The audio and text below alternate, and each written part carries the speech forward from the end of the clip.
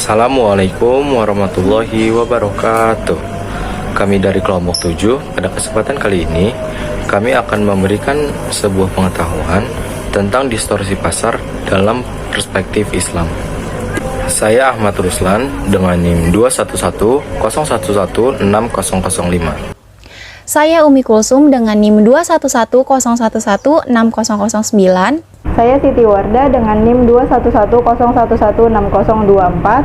Saya Farida Malia dengan NIM 21101160038. Mari simak videonya.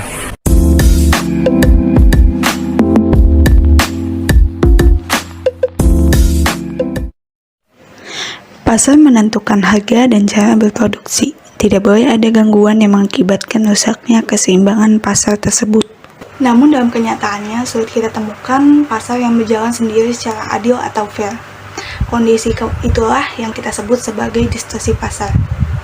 Dalam keseharian kita, distorsi pasar seringkali terjadi, sehingga merugikan banyak pihak yang terlibat sebagai pelaku pasar. Bai najshi adalah sebuah praktek dagang di mana seseorang berpura-pura menawar barang yang didagangkan dengan maksud hanya untuk menaikkan harga, agar orang lain bersedia membeli dengan harga tersebut. Ibnu Umar radhiyallahu anhu berkata bahwasannya Rasulullah SAW bersabda bahwa beliau melarang praktik jual beli najshi. Di dalam hadis yang diriwayatkan oleh Tirmizi, Rasulullah SAW bersabda, "Janganlah kamu sekalian melakukan penawaran barang tanpa maksud membeli." Transaksi najshi diharamkan dalam perdagangan karena si penjual menyuruh orang lain memuji barangnya atau menawar dengan harga yang lebih tinggi, agar orang lain tertarik pula untuk membelinya. Nah, si penawar ini tidak bermaksud untuk benar-benar membeli barang tersebut. Ia hanya ingin menipu orang lain yang benar-benar ingin membeli barang yang sebelumnya orang ini sudah melakukan kesepakatan dengan penjual. Akibatnya terjadi permintaan palsu atau false demand. Tingkat permintaan yang terjadi tidak dihasilkan secara alamiah. Kasus rekayasa permintaan itu sering terjadi di masyarakat Indonesia, terutama di pasar tradisional. Kasus false demand yang paling populer di masyarakat yaitu kasus jual beli tanaman anturium dan batu akik yang sempat menembus harga pasar fantastis, yaitu mencapai miliaran rupiah. Selain itu, pada waktu Indonesia dilanda krisis moneter 1997, misalnya, terjadi isu kelangkaan pangan. Karena takut persediaan beras habis, maka masyarakat, terutama di kota besar, ramai-ramai menyerbu toko-toko untuk memborong beras. Sehingga terjadi peningkatan akan beras yang menyebabkan harga beras itu naik. Tetapi tidak lama kemudian, media massa memberitakan bahwa persediaan barang di gudang-gudang Bulog melimpah. Selanjutnya yakni pengertian dari manipulasi penawaran. Manipulasi penawaran merupakan salah satu tindak kejahatan yang tujuannya adalah untuk mendatangkan kerugian bagi konsumen dan mendatangkan keuntungan bagi produsen atau distributor. Dalam hal ini dapat dikatakan bahwasannya manipulasi penawaran memiliki tujuan untuk memindahkan kekayaan konsumen kepada produsen atau distributor yang melakukan kegiatan manipulasi penawaran tersebut. Selanjutnya, contoh manipulasi penawaran adalah ihtikar. Ihtikar merupakan satu contoh tindakan manipulasi penawaran yang mana ihtikar merupakan tindakan penimbunan barang dengan tujuan spekulasi, sehingga tindakan ini dapat mendatangkan keuntungan besar di atas keuntungan normal. Hal tersebut dapat diumpamakan sebagai seseorang yang melakukan ihtikar menjual barang dengan jumlah yang sedikit, namun ingin mendapatkan keuntungan di atas keuntungan normal.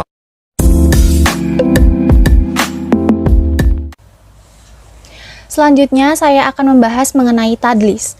Tadlis berasal dari bahasa Arab dengan bentuk masdar dari kata dalasa yudalisu tadlisan, yang artinya tidak menjelaskan sesuatu, menutupinya, atau bisa disebut dengan penipuan. Tadlis dalam jual beli menurut fuqaha adalah menutup aib barang. Ini bisa terjadi baik penjual maupun pembeli.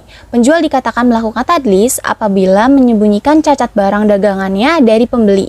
Sedangkan pembeli dikatakan melakukan tadlis apabila ia memanipulasi pembayarannya atau menyembunyikan manipulasi pada alat pembayaran tersebut.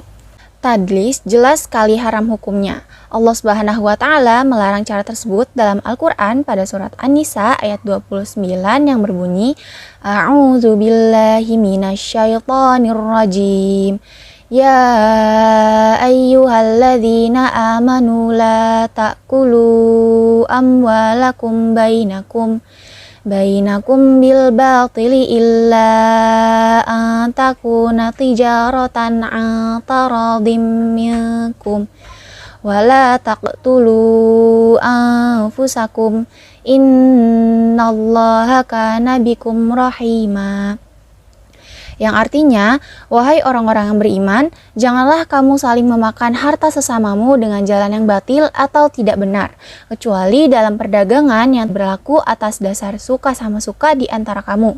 Dan janganlah kamu membunuh dirimu, sungguh Allah Maha Penyayang kepadamu.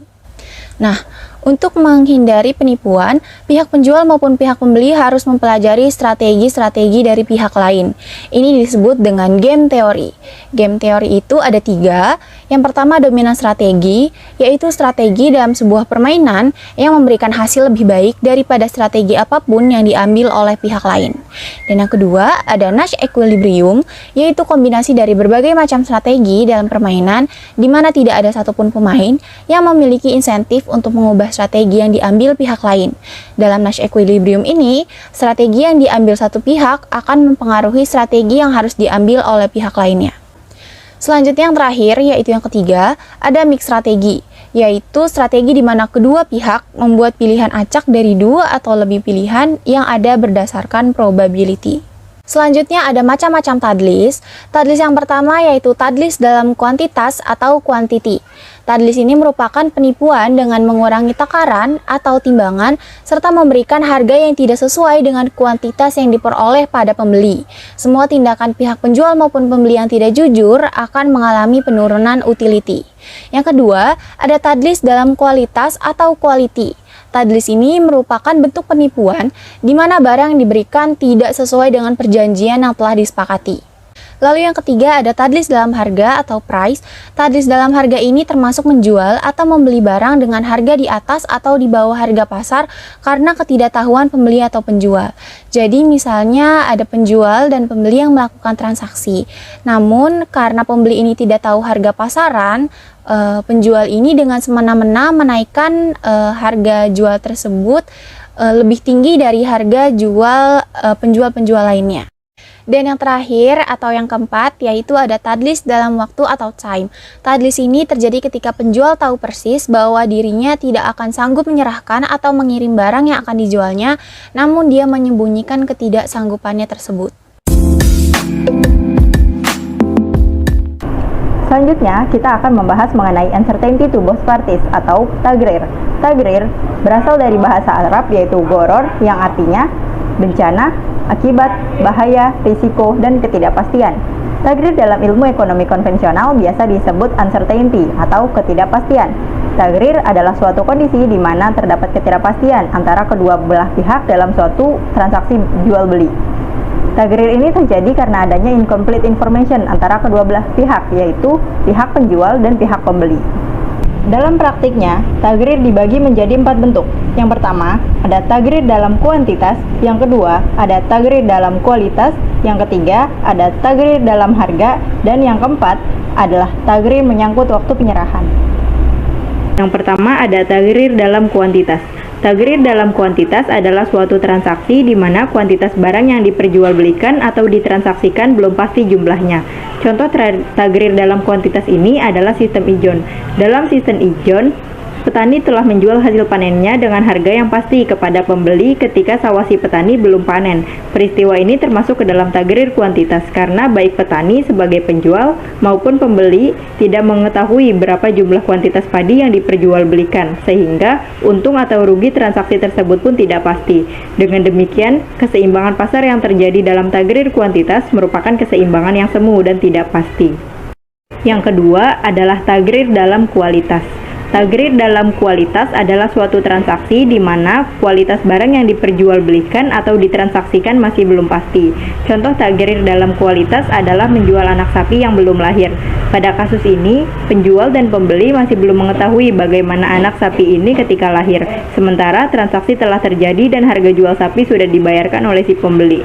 Oleh karena itu, sama seperti halnya tagrir dalam kuantitas, tagrir dalam kualitas pun memiliki titik keseimbangan pasar yang semu dan tidak pasti. Yang ketiga adalah tagrir dalam harga. Tagrir dalam harga adalah suatu transaksi di mana harga yang digunakan dalam transaksi tersebut masih belum bersifat pasti. Contohnya, seorang produsen menjual barang X kepada pelanggannya dengan ketentuan harga sebesar 100.000 bila dibayar tunai dan sebesar 500.000 bila dibayar kredit selama 3 bulan. Dalam kasus ini, kuantitas dan kualitas barang yang dijual sudah pasti, akan tetapi harga yang disepakati oleh penjual dan pembeli masih belum pasti, yang mana jika pembeli mampu melunasi barang tersebut di bulan kedua, maka jumlah uang yang harus dibayarkan oleh pembeli masih belum pasti. Oleh karena itu, hal ini akan mengaburkan tingkat keseimbangan pasar. Yang keempat adalah tagrir menyangkut waktu penyerahan. Tagrir menyangkut waktu penyerahan artinya transaksi yang terjadi memiliki ketidakpastian terhadap waktu penyerahan barang yang dijual. Contohnya, Lula kehilangan HP iPhone 13 yang dimilikinya, sedangkan Rara berencana membeli iPhone 13 di hari ulang tahunnya. Ketika hari ulang tahun Rara tiba, Lula menjual HP iPhone yang dimilikinya kepada Rara. Dalam peristiwa ini, tidak jelas kapan Rara bisa mendapatkan iPhone 13 yang dibelinya dari Lula. Lula mungkin saja menemukan HP miliknya 2 hari lagi, atau seminggu kemudian, atau bahkan tidak ditemukan sama sekali. Dengan demikian, waktu penyerahan barang yang dijual tidak jelas meskipun kualitas dan kuantitas barang serta harga barang yang dijual sudah ditetapkan. Secara singkat, penyebab terjadinya transaksi goror ada 4. Yang pertama, barang yang diperjualbelikan belum ada. Yang kedua, penjual tidak dapat melakukan penyerahan barang. Yang ketiga, penjualan barang dilakukan dengan cara penipuan untuk mendapatkan minat pembeli supaya tertarik melakukan transaksi. Dan yang keempat, kontrak jual beli belum jelas sehingga menggiring pembeli kepada praktik penipuan baik dari segi kualitas, kuantitas maupun harga. Sekian sedikit informasi Dari kelompok kami, Kurang lebihnya mohon maaf. Wassalamualaikum warahmatullahi wabarakatuh.